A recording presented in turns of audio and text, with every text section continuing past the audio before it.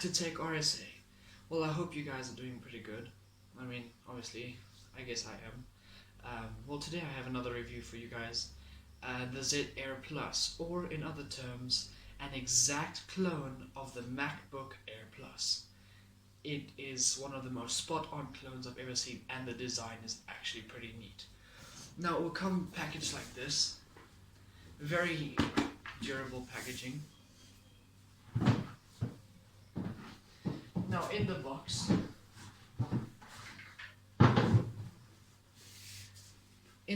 you'll find a warranty card, your user guide. Now, inside this box is the charging cable. It uses a pretty small charging cable. If I had to take it out, I've already used this thing. I've been using it for about 3 days now, and that's about the charging cable. So it's really tiny, and you don't have to worry about that big block that just hangs everywhere and that gets in the way. You know, it's kind of annoying. And now for the laptop itself. It comes in this pretty nice bag, which is, I guess, soft in a way. And obviously, just need to take that off. And I got mine in a gold color. As you can see, that's how it looks. It's really, really neat, lightweight. And as you can see, it's very thin, just like the Air Plus. Now just put this stuff away. Let's get to the laptop itself. Now, you put it on, double click, or just hold in.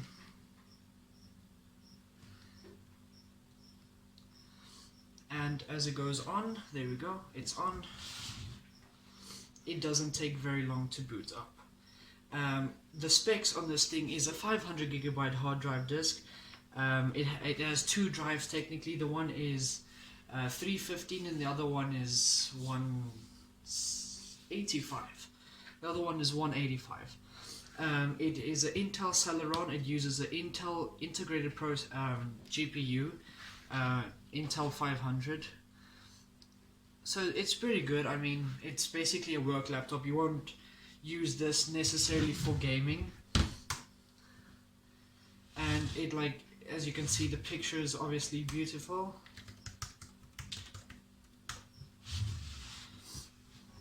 And everything so far is clear as hell. As I said, it is a computer for certain things like Word, and it basically for schoolwork or housework, or basically for business work or something. You'd use this. You wouldn't necessarily use this as a gaming laptop. I've tried it. I've tested it out on games. I've tested it out on a few games. It's not very good. Oh, and it has Windows 10.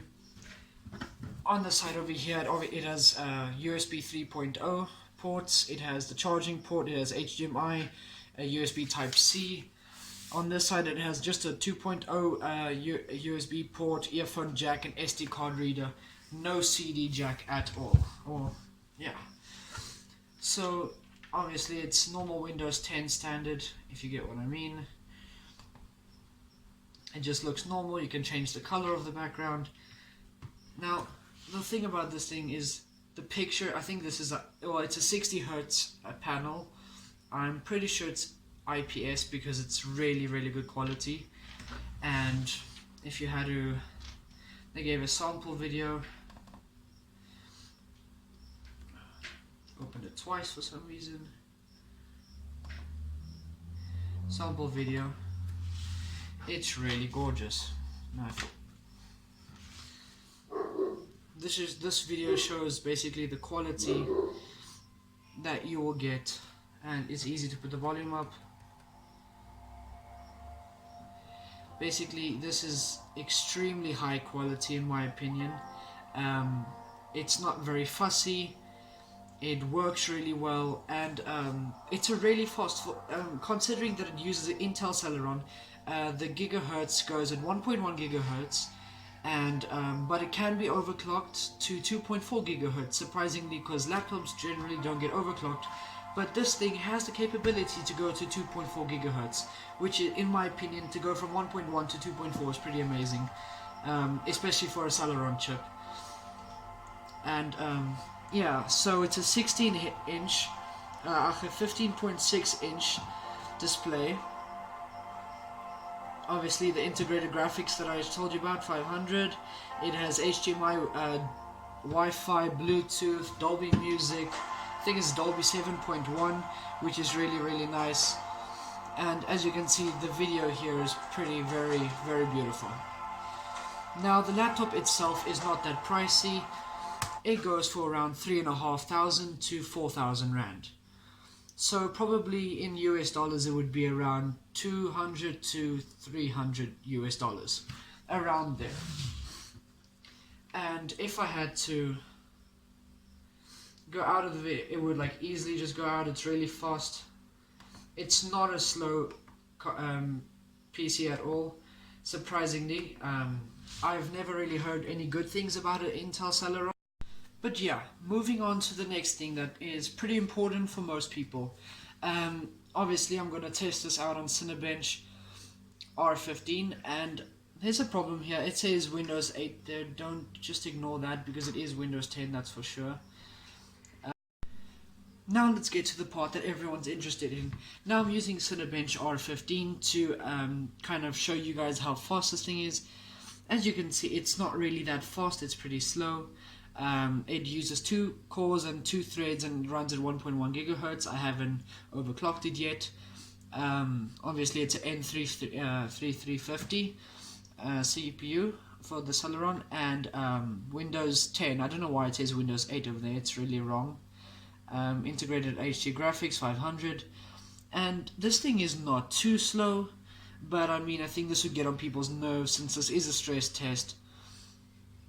Sort of. Anyways, so as you guys can see, it's not the fastest, but I mean, if you're just going to use it for PowerPoint presentations, then I mean, it's pretty awesome itself. That's all you need. Now, when it comes to gaming, very low-end games, or not low-end games, I guess Robocraft is a really good example. It's not a very FPS demanding game, okay? It doesn't need that much. It needs 20 FPS to run smoothly. Now this laptop will give you at least 40 FPS. At the moment on the screen it's at 38 FPS. But it jumps. This laptop does not keep a constant FPS rate, which is frames per second. It does not. Sometimes it will be 42, 52, and then it will drop to 1 frame per second. It drops within seconds, and it just dropped to 12 from 38. If you guys look in the corner over there, I don't think you guys can really see that on video, but this is Robocraft, and just going to show you how nice the detail is in this game. When it comes to, because I don't really have many games, I got this a few days ago, and the games that I have so far, okay, Rust you cannot play on this thing. If you wanted to play Rust, it's a no, because it's just not going to work, unfortunately.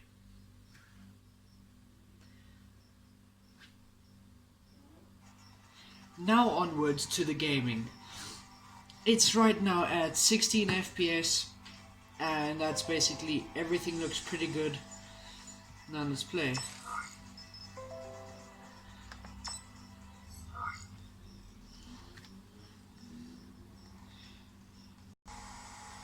Okay guys, and just to show you that this, okay, there's storms, everything, this game is pretty good, but it can literally drop. It does not keep a constant rate of FPS, unfortunately.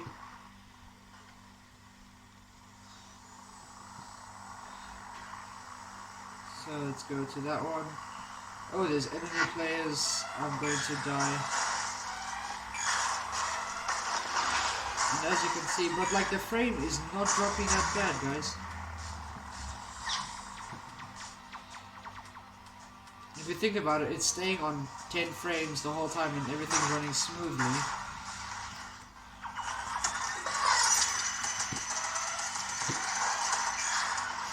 Oh, it's that little guy. Obviously I'm going to die right now, guys, and there I die.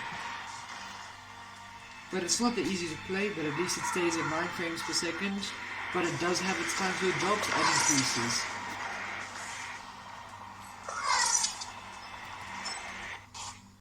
So guys, that was the review of the Z Air Plus by Life Digital, and aka the clone of the MacBook Air Plus. And I hope to see you guys again next time here on Tech RSA. Until next time, cheers guys.